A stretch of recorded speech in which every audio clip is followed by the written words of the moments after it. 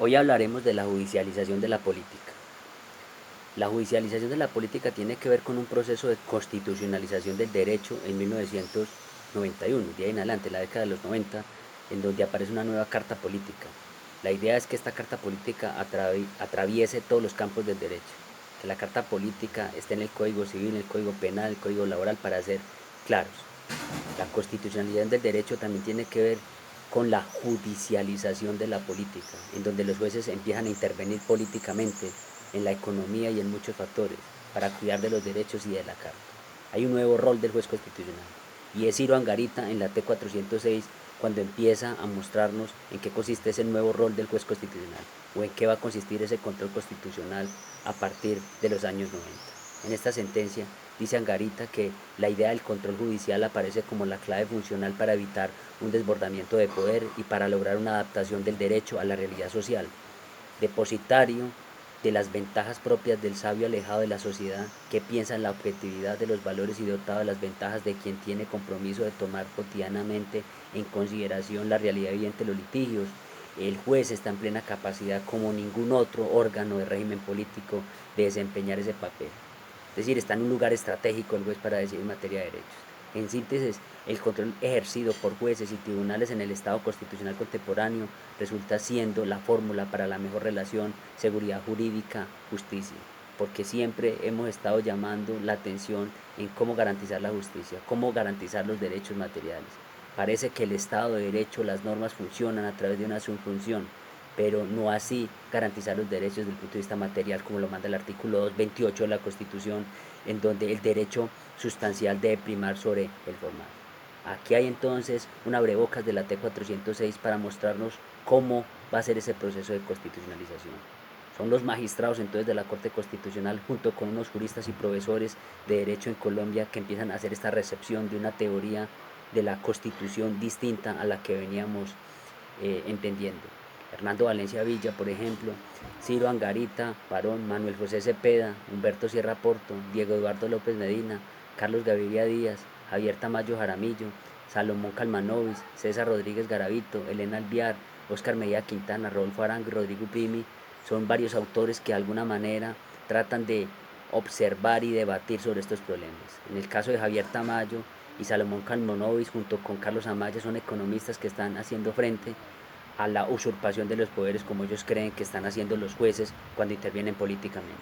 Pero todos estos profesores, además de los magistrados, están tratando de mostrar cómo el derecho es otro, cómo el nuevo derecho es otro, cómo las fuentes del derecho hay que transmutarse de otra manera. Ya no es la ley como imperio de las fuentes del derecho, sino también la jurisprudencia empieza a jugar un rol muy importante. Rodrigo Primi, por ejemplo, en un texto muy bonito sobre la legitimidad y la conveniencia del control constitucional en Colombia, nos muestra estos debates. En este artículo hace frente a todos estos autores que se oponen a que los jueces hagan de alguna manera una intervención en la política y en la economía. Eh, eh, Rodrigo Primi en este caso está mostrando cómo los países subdesarrollados como Colombia, los derechos fundamentales y los sociales exigen una mayor atención, pero el desafío es titánico para lograr su eficacia. Tenemos un catálogo de derechos fundamentales en la Carta Política desde 1986, desde 1886, pero en la nueva constitución se trató de que estos derechos fundamentales no fueran solamente simbólicos. Buscamos entonces que estos derechos sean eficaces y para eso se inventa o se crea la acción de tutela, se crea la acción pública en constitucionalidad, se crean otras garantías y otras instituciones para cuidar de los derechos y de la Carta. Por esto, una de las medidas será mantener el control constitucional de las decisiones económicas, ya que en última instancia toda norma trae un contenido económico, pero la tarea no es fácil y está por hacerse. Así que UPRIMI está mostrando cómo es necesario mantener el control constitucional en la economía. Necesario porque muchas veces el legislativo y el ejecutivo no están garantizando estos derechos en la economía, como sucedió con el IVA y con el UPAC. Hoy por hoy está sucediendo también con el IVA. El constitucionalismo democrático es una forma también de llamar esta constitucionalización del derecho y esta intervención de la economía. Y en este caso estamos mostrando cómo los jueces constitucionales están entrando en oposición a un principio democrático. Principio democrático, por un lado, mostrando que existe una representación y que son ellos los que deben hacer las políticas públicas. En el caso del legislador, están mostrando cómo las políticas las hace el legislador, porque ellos tienen un padrino político que es el pueblo. En el caso del ejecutivo sucede lo mismo, tiene un padrino político que es el pueblo. pero el juez constitucional no tiene padrino político, no tiene origen democrático. Y por no tener origen democrático, entonces puede verse como una oposición frente a la democracia. A eso se llama constitucionalismo democrático. En la medida que los jueces están interviniendo en la democracia, están auxiliándola, la están promoviendo, están, están actuando como un poder pro-mayoritario, pro-democrático, para ser más precisos. De hecho, una tesis de estas características no va en contra de las democracias populares, sino más bien que, siendo los jueces creadores de espacios de discusión pública, fortalecerán todavía más la democracia de las sociedades que están socialmente debilitadas debido a su diseño institucional impuesto por el poder presidencialista. Aquí es claro que el poder presidencialista ha sido el más fuerte y, se quiere, el más peligroso. Desde el federalista esto se había señalado. El poder federalista es el poder más peligroso, más prestigioso.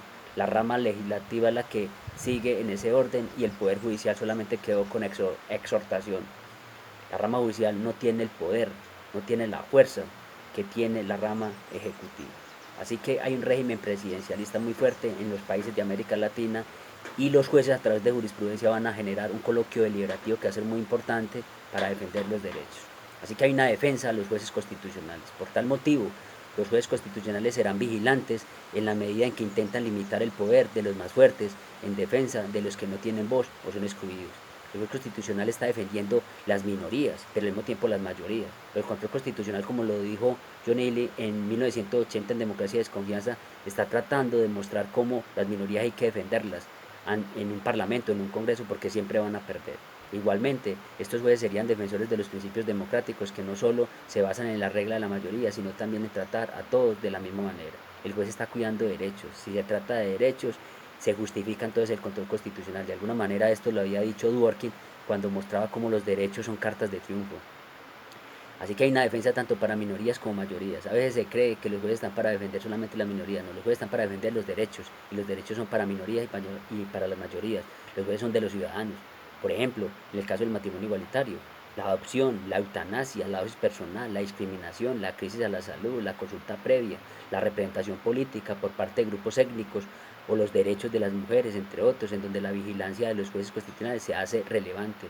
Estos derechos nos competen a todos. Hay minorías y mayorías, pero en última son derechos que están en la Carta y son para todos los ciudadanos. En defensa de los movimientos, sociales, podemos decir, por ejemplo, que los jueces también están ayudando y están colaborando, tienen un diálogo interinstitucional, no solamente con la Carta Política y con las normas, sino también con los movimientos que reclaman derechos. Como decía Bickel, los movimientos están haciendo llamados a la sociedad, los movimientos están haciendo llamados a los tribunales, al legislativo, al ejecutivo, y el juez tiene que estar alerta de qué llamado están haciendo para defender sus derechos. Por eso se dice que también los movimientos sociales en los últimos tiempos son una consecuencia de aquellos grupos que están marginados o discriminados por parte del Estado, como también los movimientos feministas que han ido ganando terreno, ya sean en la academia o en la política. Este es un movimiento que hoy por hoy, por ejemplo, se está moviendo mucho en el mundo, los movimientos feministas, las teorías de género, y de alguna manera aquí hay derechos tanto de minorías como mayorías. Aquí hay obras que uno podría recomendar, como el texto de Julieta Lemaitre, El derecho como conjuro, en donde hace un trabajo doctoral sobre los movimientos sociales en Colombia. También el texto de Isabel Cristina Jaramillo sobre reforma legal, feminismo y patriarcado en Colombia. Son buenos textos para entender un poco cómo el movimiento, de alguna manera, los movimientos sociales generan una relación con los jueces constitucionales. Así que los jueces están colaborando con la democracia, son jueces prodemocráticos en la medida que colaboran con ella. Una participación de los jueces como colaboradores de la democracia debe ser eficaz en la medida que con el diálogo con la comunidad se declaran leyes inconstitucionales que todo el mundo desea, y no por caprichos constitucionales. En este sentido, todos los ciudadanos, a través de un coloquio deliberativo, participan en un diálogo interinstitucional para fortalecer la democracia. Esto es lo que ha estado pasando con el aborto, por ejemplo. Con el aborto, lo que hizo la Corte fue generar un diálogo más. Aunque la Corte se declaró inhibitoria, muchas veces es mejor decidir, no decidir, para que el debate se siga dando en Colombia. Puede pasar que el debate no está maduro todavía. Puede pasar y pensar uno que la Corte está esperando que haya más diálogo sobre el asunto del aborto para deliberar luego de fondo. Y eso fue una señal que nos dio Alexander Bickel cuando hablaba de las sentencias maduras, sentencias que han sido bien debatidas a través de la sociedad para luego decidir de fondo. Los jueces entonces son colaboradores de la democracia en ese sentido. Una participación de los jueces como colaboradores de la democracia debe ser eficaz en la medida que con el diálogo con la comunidad se declaran leyes inconstitucionales, entonces mostrando un poco eh, el apoyo a la democracia. Si las leyes que son inconstitucionales no las declara la ley misma o el legislador, pues es bueno entender que los jueces funcionan como un seguro de vida para que las normas salgan del ordenamiento jurídico. Y en este sentido han existido teorías que se han recepcionado en Colombia, que muestran esta teoría judicial, dialógica, digámoslo así, o que muestran este constitucionalismo democrático o esta judicialización de la democracia. En los años 70 y 80 llegaría la recepción de las teorías de la argumentación y las traducciones de las obras de Herbert Hart, Ronald Burke y Robert Alexis, que nos van a mostrar todas estas teorías que nos van a ayudar a constitucionalizar el derecho, que inclusive formaron al Tribunal Constitucional. Estos autores influyeron enormemente en el constitucionalismo contemporáneo después de 1991. Sin embargo, estos discursos llegaban en medio de una crisis institucional desaforada. Recuerden ustedes que a finales de los 80 el país estaba reventado y el Tribunal Constitucional y la Constitución nace como respuesta a estos problemas que se están enfrentando. De ahí que Hernando Valencia Villa estaba mostrando cómo el control constitucional servía para ponerle límites a ese poder que de alguna manera estaba perjudicando los derechos o que estaba desestabilizando el país. Pues bien, con esto se quiere decir que por un lado el país estaba en una crisis democrática y gubernamental y por el otro la ola del constitucionalismo y las teorías jurídicas y constitucionales empezaban a recepcionarse en Colombia. Así que fue un buen momento histórico en donde estaban confluyendo muchas cosas. Un país desorganizado, que se estaba desangrando políticamente, económicamente, y por otro lado un poder constituyente que estaba reclamando una nueva carta de derechos con un tribunal constitucional que estaba aprendiendo a través de unas teorías que se estaban recepcionando y tratando de dar garantía a una serie de derechos que estaban reclamando a través de la sociedad. Fue un buen momento histórico, de ahí que la primera, la segunda y tal vez la tercera Corte Constitucional sentaron hitos en Colombia con sentencias que son precedentes. Y esto nos lleva de alguna manera a mostrar cómo la teoría de las fuentes del derecho deben superarse, o más bien, de alguna manera nos dicen a nosotros que la ley es la única fuente del derecho, o que en últimas la jurisprudencia queda marginada o relegada por el imperio de la ley. Y eso nos lleva también a mostrar cómo los decretos ley, cómo lo que hace el Ejecutivo está por encima también de lo que puede hacer una jurisprudencia. Y esto generó esta tensión, ¿cierto?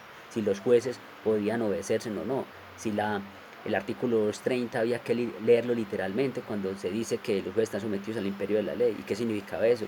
Que la jurisprudencia, la equidad, la doctrina están como criterio auxiliar. Pues bien, yo creo que Diego Eduardo López Medina y el mismo Javier Tamayo Jaramillo, en un debate que han tenido históricamente en Colombia, han mostrado muy bien en qué consiste este debate. Y las fuentes del derecho tienen que ver de nuevo con una revaluación, con un nuevo estudio en donde la jurisprudencia juega el mismo rol de la ley o está en el mismo nivel. Ya se acabó el reinado de las fuentes del derecho a través de la ley. Por ende, se estableció un discurso acerca de los derechos, las garantías sociales, los principios constitucionales que fueron tomando fuerza en la academia jurídica. Ya es un sistema jurídico basado no solamente en reglas, sino que es un sistema basado en reglas y principios al estilo de Dworkin o de Alexis. En términos de Angarita sería un sistema basado en reglas, valores y principios, como lo muestra la T406. En términos de Lemaitre, por ejemplo, dice que en el primer año y a la sombra del decreto se materializó una nueva línea de interpretación judicial bautizada el nuevo derecho o nuevo constitucionalismo, una forma de interpretación centrada en el desarrollo de los derechos. Es decir, esta judicialización de la política también tiene que ver mucho con eso, cómo los jueces empiezan a intervenir, pero intervenir para crear una línea de interpretación distinta a la autoridad que tenía la ley para interpretar las normas, según el Código Civil.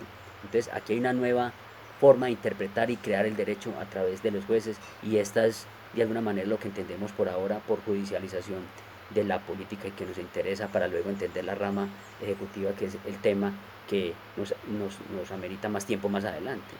Así entonces, esta construcción del derecho se dio a través de los magistrados, profesores magistrados como los llama Julieta Lemaitre. Pero entonces existían profesores, magistrados, partidos políticos, el ciudadano, los movimientos políticos que empezaron a crear todo este movimiento en Colombia. Estos profesores, muchos de ellos también se encontraban como magistrados auxiliares de aquellos en la creación de la nueva Corte Constitucional, que sería de ahí en adelante la guardiana de la Constitución, no indiscutible según el artículo 240 y 241 de la Constitución. Sin embargo, no fue fácil lograr la ascendencia del nuevo derecho en la Corte. Durante ese primer año hubo duras confrontaciones entre los magistrados progresistas y José Gregorio Hernández y Fabio Morón, que formaban el ala conservadora de la Corte, que se resistía contra el nuevo constitucionalismo, dice por ejemplo Lemaitre. Así que Es evidente que en la Corte existían conservadores y liberales, conservadores moderados, liberales moderados, o liberales radicales o conservadores radicales, y así se fue construyendo las sentencias, o así se fue construyendo la línea jurisprudencial en la Corte, y así fuimos entendiendo el mundo en los años 90 en medio de la guerra y el narcotráfico.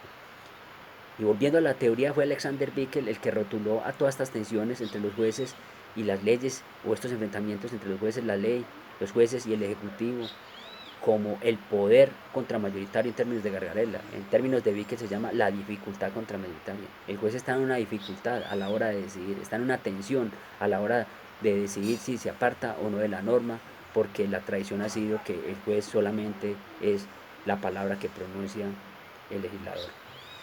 Por lo tanto, estos nuevos hechos constitucionales y la tradición política y legalista empezarían a generar a finales del siglo XX lo que en otras palabras Bickel ha denominado la dificultad contramayoritaria.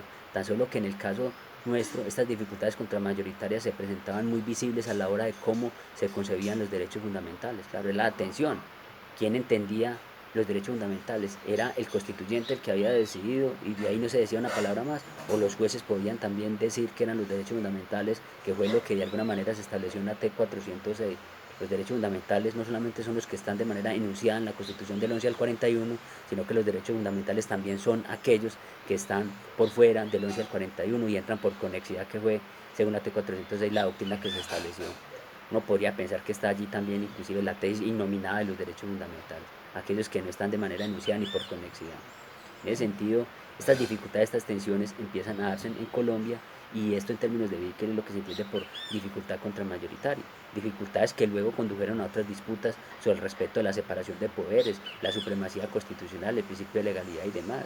Recuerden ustedes que pasamos de una separación de poderes radical en términos de Montesquieu a pasar a una colaboración armónica de poderes según el artículo 113 de la Constitución. Esto es más de una tesis lockeana del derecho, es decir, en términos de Locke en el segundo tratado sobre el gobierno civil. Y ni qué decir del principio de legalidad, donde se cree pues que las normas son las que imperan sobre lo demás, sin una palabra que se pueda decir, digámoslo así, a partir del juez constitucional. Y estas fueron peleas que se fueron dando entonces al interior de la Corte, y se dieron divisiones fuertes en las primeras cortes. Hoy por hoy se siguen dando divisiones muy fuertes. La división entre los magistrados era visible en las revisiones de tutelas, donde los más conservadores se resistían a concederlas, y los otros, en especial Angarita y Sigüentes, desarrollaban en cambio una doctrina de primacía de los derechos humanos en las situaciones de hecho y una visión activista del juez constitucional. Claro, eso era lo lógico, que unos jueces, dependiendo de su formación, de la academia, pues podían conceder derechos o admitir acciones de tutela, mientras que otros las rechazaban. Inclusive jueces constitucionales que alguna vez rechazaron tutelas, posteriormente las aceptaban.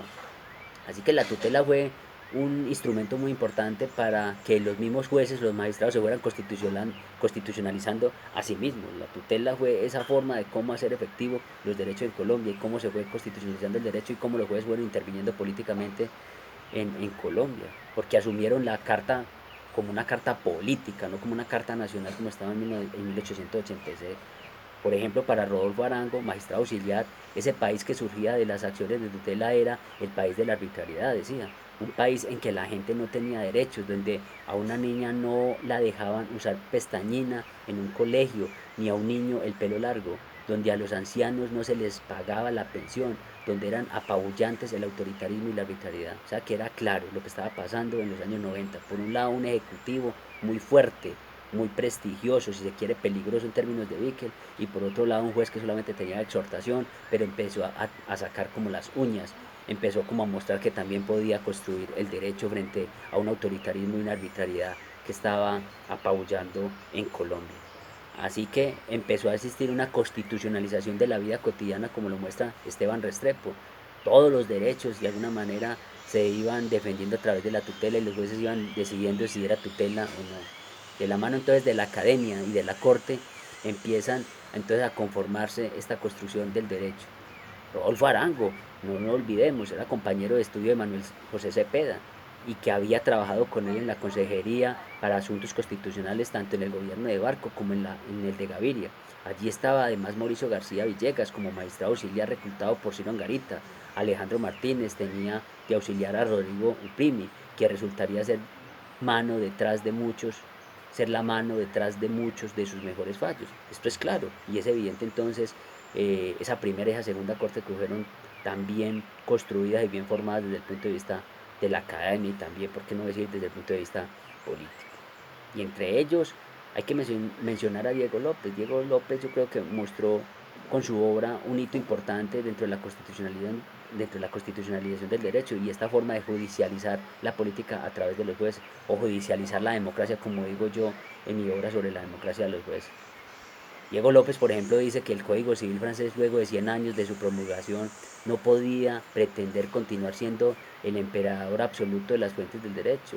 La urgente actualización del derecho civil a las nuevas realidades pasaba por una reconstrucción previa a la teoría de las fuentes del derecho. De no hacerse esta reconstrucción, se corría el riesgo de resolver los casos en grave violación del sentido de justicia y equidad que ellos mismos parecían demandar. Esto lo menciona Diego López en el derecho de los jueces. Aquí hay una crítica muy fuerte a la conciencia jurídica iusprivatista que venía desde hacía 2 siglos y pasamos a una conciencia iuspublicista o una conciencia jurídica constitucional que es la mejor adaptada para nuestros tiempos según la Carta del 91. Entonces aquí ya hay un sistema jurídico no solamente basado en reglas, sino un sistema basado también en principios que nos va a mostrar un nuevo rol del juez constitucional, pero no solamente un nuevo rol del juez constitucional, ténganlo muy en cuenta, es un nuevo rol del Ejecutivo, del papel del Ejecutivo, es un nuevo rol del papel del Legislativo. El papel del Legislativo es un rol constitucional. Los jueces antes de hacer las normas tienen que dar control constitucional antes de promulgarlas. Lo mismo hace el Ejecutivo con sus decretos. Tiene que vigilar muy bien cómo estos decretos y estas normas no van en contra de la Constitución. Esto es lo que exige esta judicialización de la política, tener muy en cuenta cómo el poder público o las ramas del poder público tienen un nuevo rol a la luz de la Constitución. En términos de Diego López dice que este desarrollo habría de tener, como se verá luego, un impacto muy definido en la creación del derecho por vía jurisprudencial en Colombia, al menos en 2 periodos. El más reciente, que comprende desde 1991 hasta el presente, es la historia contemporánea del triunfo parcial del antiformalismo en la jurisdicción constitucional colombiana. Esto hay que tenerlo muy en claro, porque los debates que dan los profesores al interior de la academia es si somos formalistas o antiformalistas. Y esto es un debate que tenemos desde hace muchos años. Pero es claro entonces que con el nuevo derecho, si se quiere entender nuevo derecho por un sistema de reglas y principios o por una constitución del derecho con el papel que juega en la Corte, pues de alguna manera estamos en una teoría antiformalista del derecho que muestra cómo existen otros valores, otros principios para entender el derecho, para comprenderlo. La creación del derecho ya no es solamente del legislativo, la creación del derecho ahora también es de los jueces. Por eso, Diego López, citando a Pound, dice, por ejemplo, que no tenemos que escoger entre el derecho concebido como un cuerpo de reglas y el derecho concebido como todo aquello que determina la acción del juez. El derecho es más complejo que un conjunto de reglas, pero tampoco es tan heterogéneo como para creer que sean fuentes de derecho todos los factores que ocurren en la sala de audiencia. Esto es bueno tenerlo en cuenta. Inclusive está un enfrentamiento que tuvo Diego con el profesor Javier Tamayo Jaramillo. Muchas veces creen que quienes defendemos los principios de la jurisprudencia estamos defendiendo sentencias con la corazonada, estamos decidiendo los actos administrativos con corazonadas que tenemos. Eso no es cierto, estamos definiendo y decidiendo el derecho a través de un ordenamiento jurídico más amplio que un sistema de reglas, y eso lo debe tener muy claro el poder público, tanto en su rama judicial, rama legislativa y rama ejecutiva. Es más, los órganos de control y demás. El nuevo derecho entonces, en ese sentido, no era tan nuevo, porque inclusive desde hace 2 siglos, o a finales de 1800 y principios de 1900, Jenny, Yerin y Savigny ya han planteado este debate, si el derecho tiene que ser más práctico, más real o menos formalista. Y en ese debate se enfrentaron. Y Jenny, por ejemplo, mostraba que el derecho era más real, debería ser más práctico, había que apelar a otro tipo de derechos y principios, son unas fuentes materiales del derecho distintas. Más aún es claro que la obra de Jenny, dice Diego López, por ejemplo, ayudó a desarrollar y luego a racionalizar un periodo de derecho civil colombiano en donde la jerarquía tradicional y de fuentes parecía ser demasiado rígida para las nuevas demandas que generaba en el país la primera mitad del siglo XX y sus cambios ideológicos y tecnológicos. Así que es bueno tener ese contexto, cómo el derecho se ha originado, pero cómo existe una estructura rígida todavía del ordenamiento jurídico, en donde el juez constitucional se ve todavía marginado por todos estos debates estructurales. El proceso de constitucionalización entonces, de la mano de Diego López, es la entrada del antiformalismo en su versión de la defensa de los derechos fundamentales, Y esto va a ser un paso tremendo. Algunos creen que la acción de tutela es para mediocres intelectuales, creen que la acción de tutela, como es defensora de los derechos y porque es un procedimiento simple, creen que es para mediocres. Y lo que uno considera es que una defensa de un legalismo a ultranza y radical es una defensa muy pobre del derecho. Entonces, una forma de constitucionalizar el derecho e intervenir políticamente en el derecho es cómo utilizamos la tutela y cómo defendemos los derechos. Por esto, los juristas, los abogados y profesores de derecho en general debían tener una nueva conciencia jurídica para comprender el telos de esta nueva constitución y no quedar al margen del constitucionalismo contemporáneo. Así que hay una nueva forma de entender la carta política como carta política, es un proyecto político y en ese sentido entendemos los derechos. Esto es un mensaje para la rama ejecutiva en especial, en donde la constitucionalización también va para ellos, pero es muy poca la literatura que se encuentra sobre la constitucionalización de una rama ejecutiva o una teoría, digámoslo así, jurídica de la rama ejecutiva. En esto estamos todavía en pañales. Pero en medio de todo este debate entonces el abogado casi siempre tendría abiertas las dos opciones y debe de escoger entre ellas ponderando la conveniencia de la una y de la otra, es decir, entre la doctrina y la ley, entre la doctrina constitucional y la ley.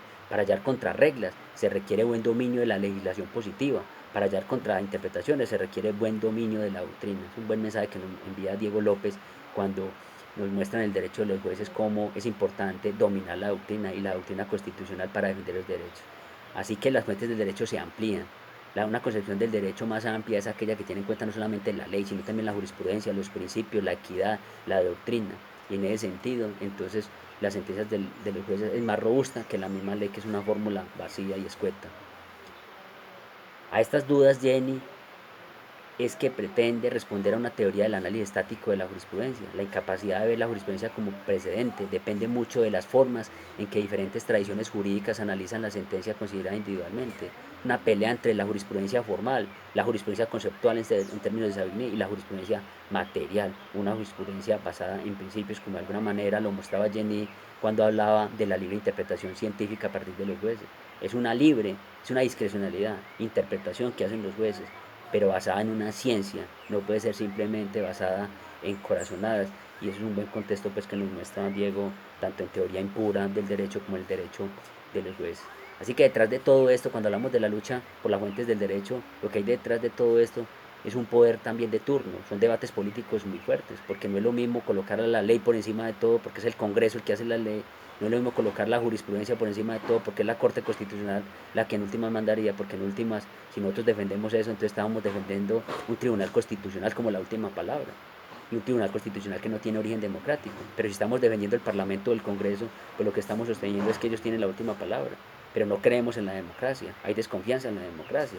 Entonces hay una lucha de poder cuando defendemos también una lucha por las fuentes del derecho. Esto no puede ser una cuestión solamente teórica, es un tema que detrás hay una tesis política muy fuerte. Esta forma radical de reconstrucción del derecho es con frecuencia manifestación de un enfrentamiento de clases. También es posible que la hegemonía de una fuente jurídica sea balanceada por otro grupo, controlante de otra fuente competidora, cuando no sea posible capturar el control de la fuente controlante o principal. Así que en el fondo hay un debate político, no simplemente decir la ley está de primero, luego está la costumbre, la jurisprudencia, los principios de la equidad. No, aquí hay un debate político, económico, muy fuerte de fondo, inclusive religioso. Pero los derechos y la carta política es la que hay que colocar por encima. Si la jurisprudencia es razonable, si la jurisprudencia funciona como un seguro de vida frente a una afectación de derechos por parte de la ley, pues habrá que apelar a la jurisprudencia. Por eso es que Diego López tiene una fuerte crítica contra la exégesis, de una concepción cerrada del sistema. El reformismo jurídico de Pound, por ejemplo en Estados Unidos, y Jenny en Francia, intentan mostrar que no todo derecho es producto de la legislación formal, reconocida como legítima por el Estado. Ello se logra probando que, con claridad, el derecho preexistente es imperfecto, está lleno de múltiples vacíos, ambigüedades, contradicciones, y que existen fuentes del derecho legítimas como la doctrina y la jurisprudencia. O podría pensar entonces que el derecho depende de una mera asunción, como nos han enseñado en estos 200 años más, pero el derecho es más que una norma, el derecho es más que los principios, el derecho es más que la doctrina, el derecho tiene que ver con una serie de variantes y con movimientos, etcétera. Por colocar un ejemplo, el coronavirus en este momento nos está poniendo a dialogar a todo el mundo, a los ciudadanos, al departamento, al gobernador, al alcalde, a las políticas locales, a las JAL, y con el Ejecutivo, con el Legislativo, para mirar cuál es la mejor decisión en un estado de emergencia económica, por ejemplo. El derecho es de todos, el derecho no puede ser exclusivamente de una rama en particular.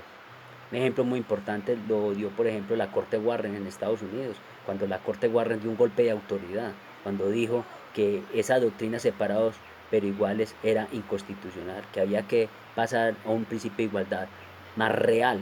Y por eso la Corte Warren se entendió como una corte liberal en la medida que dio ese golpe de autoridad diciendo, no señor, aquí los hombres de color y los hombres blancos deben estar en el mismo espacio, en el mismo lugar, con los mismos derechos.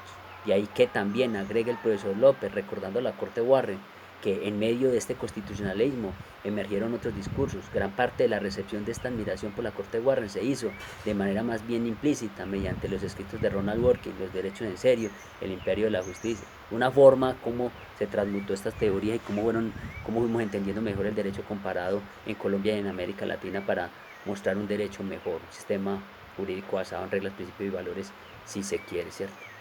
Así que hay unos retos del nuevo derecho, hay unos nuevos retos de la judicialización de la política, de la intervención de los jueces en la política y en la economía, como hoy por hoy deben ser muy vigilantes los jueces en esta emergencia económica en la que estamos, porque muchas normas, muchos decretos, inclusive reglamentarios, pueden ser inconstitucionales y allí tenemos que ser muy vigilantes.